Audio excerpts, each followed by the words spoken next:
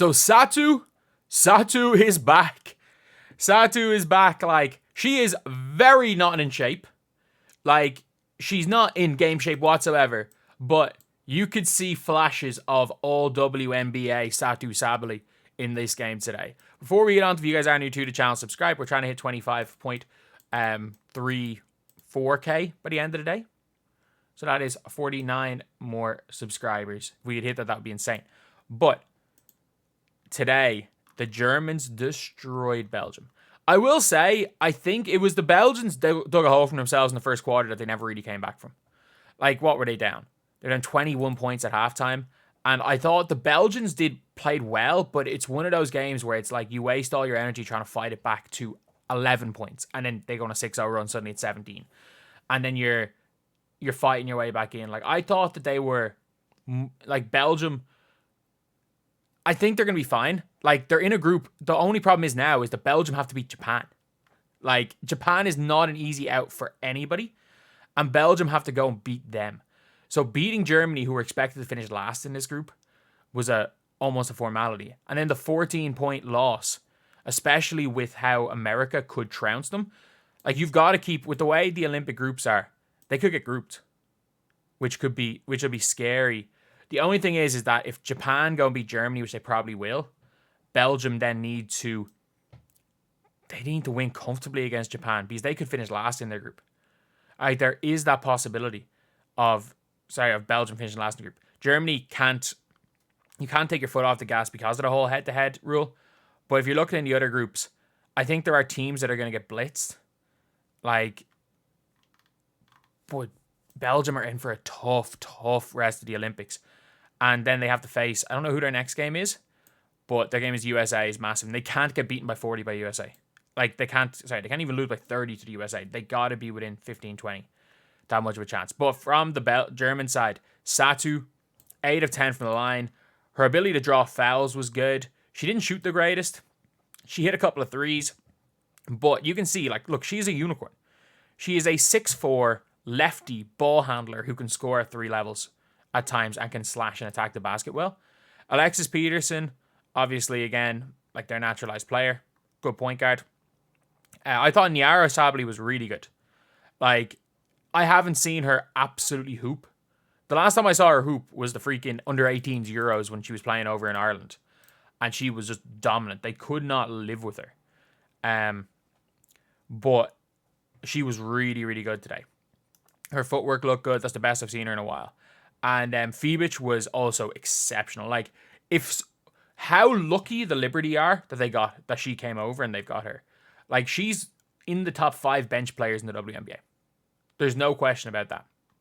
Her stroke is so, like, that jump shot is so pure. Like, she's what everyone expected Katie Lou Samuelson to be as far as on the court. Like, 3 of 4 from 3, 3 of 5. She had, 10 points without missing a shot. I think there was a play in the first quarter. Or was it second quarter? Maybe first. Where there was like a miss kind of communication inbound, and she just kind of gets it. No, like pure confidence, no hesitation. That's just the way how quick her trigger is.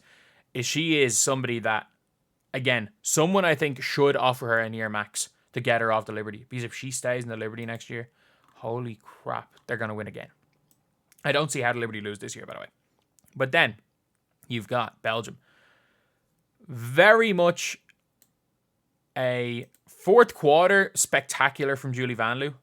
She got it back to 10 at one stage, but like Julie Van Loo for the Mystics, everything was in the fourth quarter. Like, this looks like it was a good game. Julie Van Loo was awful. She was awful to a point. Emma Meesseman might be in the top 10 players in the world. I'm not joking. Just her IQ, regardless of her scoring, that turnaround jumper is a joke. The turnaround jumper is an absolute joke. But she also had like 5 assists. She only had 2 boards, which is a bit of a problem for a power forward. But whatever team can... If you're able to convince Emma Meesseman to come back to the WNBA, I'm trying to think how many power forwards are better than her. Stewie Aja, obviously. After that, I think she's in that Neko Wumake, Feich Collier. I think she's in that conversation. Obviously, the two best players in the world play her position, but it's just her IQ. You can see that she's almost, in a way, like a Caitlin Clark, that she's thinking faster than everybody else on the floor. The passes that she makes, and the fact that, again, Belgium did a good job getting to them. Like, they're big. If Linskens, they're big, could actually finish around the basket, this was a much closer game. But, I don't know what story is with Emma Meesseman coming back in the WNBA. She's played only 1 year since... I'm not sure she played in the bubble, but I think she's only played 1 year since she won Finals MVP. But convince her to come back. There are not that many better players. Especially, like, she could come in to the WNBA right now and average 18 a game. Like, if you put her in to the Indiana Fever... They have a big three where there's no out-and-out best player between Aaliyah Boston, Caitlin Clark, and Emma Meesseman. If you can manage to do that, it would be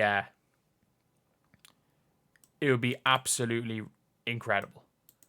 And look, she's not going to be coming back this year because of the Olympic year, and I don't think because of the weird prioritization rules in the WNBA that any of the players that played in the Olympics and didn't start the season are allowed to come back.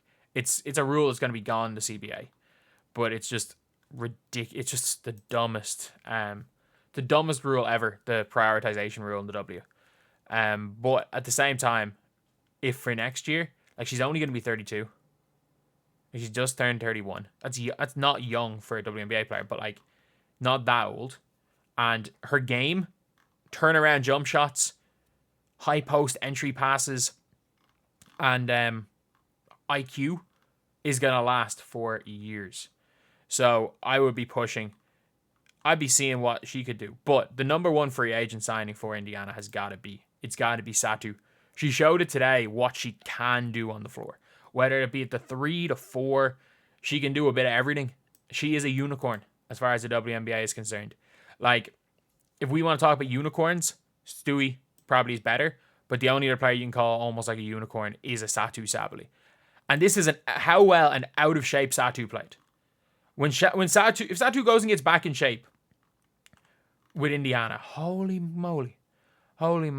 But yeah, that's pretty much a huge win for Germany. And Belgium, the one team that might have a chance against America, could get grouped. Like, they lost by 14 points. With the way the competition works, you're not going to be going through. They need to comfortably beat Japan or keep America close. They have to do one of those two things, otherwise they're going out. And obviously, if you lose all three, you're out anyway. But if you beat Japan in a close game and you lose to America by 40, you're the last third place team. You're gone. Such an awkward competition. And also, it's now at the stage where you could even beat Japan. Have finished bottom. An absolute wild group. A wild group has been opened up by a future WNBA All-Star in Feich. When she gets in the right situation, she's going to be not the right situation. She's in the right situation now, but she's going to be an All-Star. You've got a very good WNBA backup big in Sabally and an all-WNBA player in Satou. So, to be fair, when all of them are combining for nearly 50 points, it's going to be hard to beat Germany.